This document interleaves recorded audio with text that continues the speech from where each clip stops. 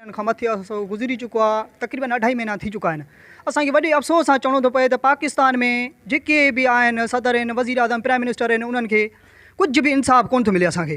हे जेके इन सभु मतिलबु ई हिन पंहिंजे एसियुनि में वेठा आहिनि, थिया ग़रीब आवाम जिन्हनि खे का बि सोच कान्हे, का बि ग़रीब आवाम कोहे हिक ॿिए खे मारनि, लठियूं हणनि, बंदूकूं हणनि, हे पंहिंजे एसियुनि में वेठा हूंदा, कंहिंखे का परवाह कान्हे का।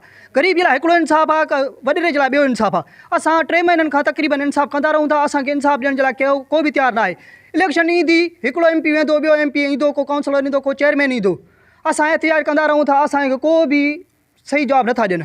जीअं त असां SHO हाशिम अकड़ो खे हितां हटायो वियो, रिवेंड सस्पेंड कयो वियो, फेरायो उनखे साॻियो ई SHO सोबोदरो रखियो वियो, इहो इंतकाम जी करे आयो आहे।